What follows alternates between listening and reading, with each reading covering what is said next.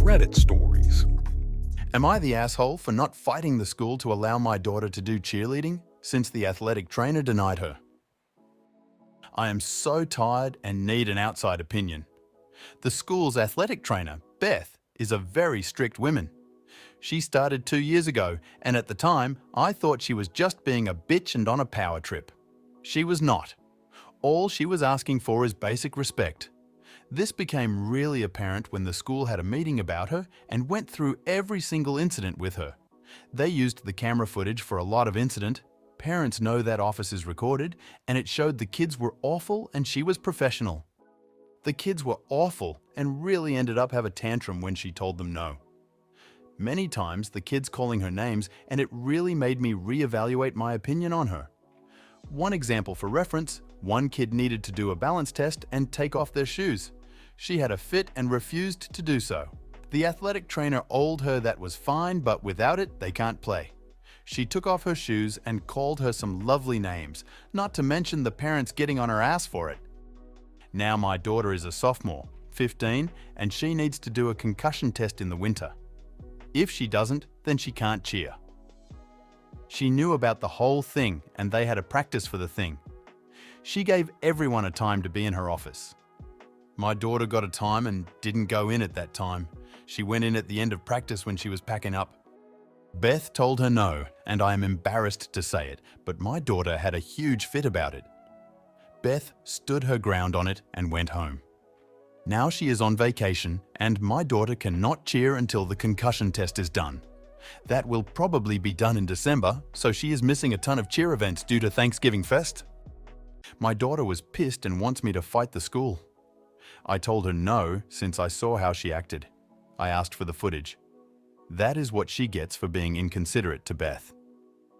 My wife wants to fight it, and both of them think I am huge jerk. Let's get into some of the comments. Not the asshole.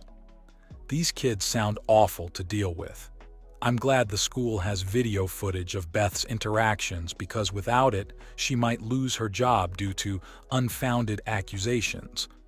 These kids need to learn there are consequences for bad behavior, and not being able to participate when you really want to is a great natural consequence. OP then responded.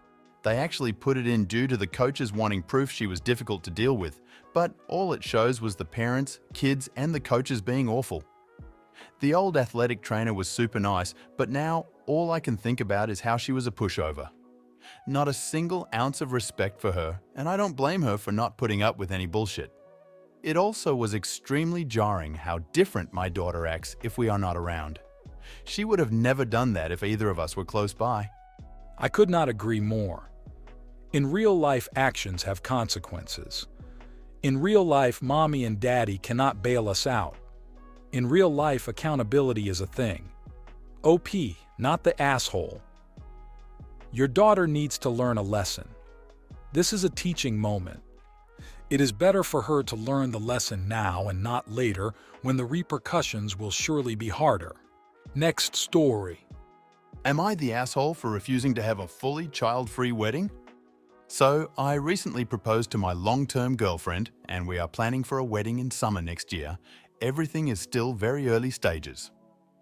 My fiance has expressed that she wants a child-free wedding, which I am all down for, but I want to make one exception. My son, 15 male, I had him from a previous relationship, and we have evenly split custody of him. Until now, my fiance has gotten along great with him. We've had days out as a family. She's gone to see his games, he plays ice hockey, and she's even taken him out on fun days, just the two of them. I brought up that I wanted to make an exception to the no kids rule for my son. She shot the idea down straight away and said that she didn't want anyone under 16 there, as she doesn't want to feel like she or anyone else has to babysit on her special day. I told her that no one would have to babysit him, he's 15, and she knows he's well behaved and a generally quiet kid. She then changed her reasoning and asked why I wanted my old family in life on the day I was supposed to making a commitment to her and our new family. I told her while I will be making a commitment to her, my son will still very much be my son and my family. She then equated it to wanting my ex at our wedding, which I do not and never asked. I told her that I don't care about the aesthetics of the wedding and that she can pick everything else: the food, the aesthetic, the music, the dress. But all I want is my family at the wedding, my parents, my sisters and my son. That is my only ultimatum when it comes to our wedding. She started calling me controlling by giving me an ultimatum and said I'd initially agreed to a child-free wedding and now I'm gaslighting her. I said we can have a mainly child-free wedding, but with this one exception, an expectation that guests can't even complain about being unfair since the only child is the son of the groom. She called me a dick and is now not talking to me. I really think this is a reasonable want, but maybe I'm not seeing something. So, am I the asshole? Wow, wow, wow. She doesn't want your own child to come to your own wedding. And not a crying baby or a terrible 2, but a 15-year-old, a kid that will be old enough to drive next year when the wedding is. If this goes on as she wants, do you think your kid won't remember? Yeah, I'm sorry, bud. This is all kinds of evil, stepmother red flags. The whole thing about you making a new commitment to her and her family, and equating having your son there to having your ex-wife there. Dude, get out now, while you just have to eat the non-refundable deposits for the wedding. Save yourself and your kid a world of hurt. You will be the asshole if you marry this woman. OP then proceeded to give an explanation for why he think he might be the asshole. I think I might be the asshole because we've never had an argument like this before, even if we've disagreed or had differing opinion. Edit. You have never had a fight like this before, because up to this point, she has been putting on a show. But now she is comfortable enough in the relationship to show you who she really is. Not the asshole. Even at child-free weddings, there are reasonable exceptions, and a child of the bride and/or groom are very reasonable exceptions. I would not be surprised if she's already ceded things to your son, like he's in the way of his dad's happiness, etc. You should have a heart-to-heart with the kiddo and see if he's been holding back any information out of fear of rocking the boat. Next story. Am I the asshole for telling my mother-in-law to take her damn cookies and get out of my house? My twin daughters are both 18 and wrote the SAT last month. The results came back yesterday. One of my daughters, Laura, did very well. She got a 1540 and is very proud, as she should be. Her sister Emily didn't do so well. She got somewhere in the low 1300s, and I know that this is still not a bad score at all. But she worked very hard for the test and was really disappointed with her score. She has always struggled more with schoolwork than her sister, who does better without having to try quite as hard. Not to minimize her effort, Laura does work hard as well, but it does come a bit easier for her. My mother-in-law has always favored Laura, mostly because she does better in school. She won't show it very obviously, but in little ways. For example, she makes them a birthday cake most years and always writes Laura's name bigger and first. Emily resents this a bit but doesn't mind too much, as they rarely see their grandma. Only Laura regularly video calls her, with my husband. My mother-in-law called yesterday to ask the girls how they did. Emily said she didn't want to talk to her. She told me, not my mother-in-law, so I only gave the phone to Laura. Laura said her score and her grandma congratulated her excitedly. My mother-in-law then asked Laura how Emily did. Laura said Emily did all right. When I got the phone back, my mother-in-law asked if she could come visit tomorrow to congratulate Laura.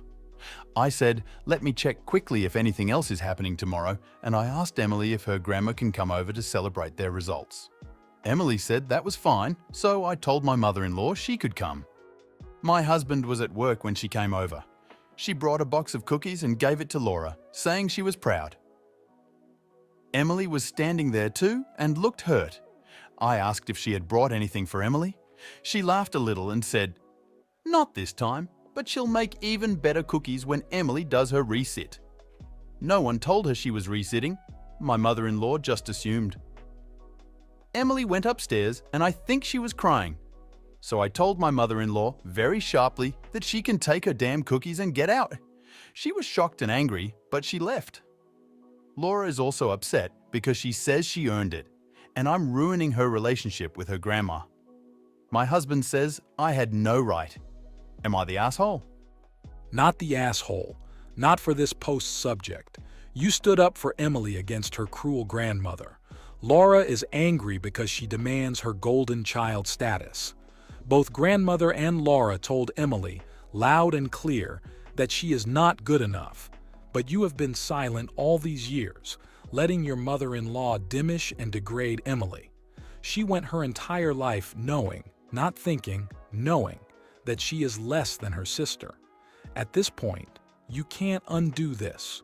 No matter what she accomplishes, she will always feel less than. Both you and your husband are solely responsible for this. It's not about what her grandmother did to her. It's about what her parents allowed her grandmother to do to her. Being mistreated is painful. Being mistreated while your parents sit silently by is devastating. Not the asshole by far. Just here to say I also got in the realm of around 1300 on my SAT too. I now have my PhD and teach genetics and statistics as a professor at a med school. Your mother-in-law can go to hell. That inferior test score says absolutely nothing detrimental about your child's abilities or potential. A 1300 is at the 86th percentile this year, meaning that she did as good or better than 86% of students nationwide. She deserved those damn cookies and then some. Both your daughters are fantastic students. They just have different priorities and interests. And that's all for this video. Like, subscribe, and leave a comment down below. See you later, guys. Bye.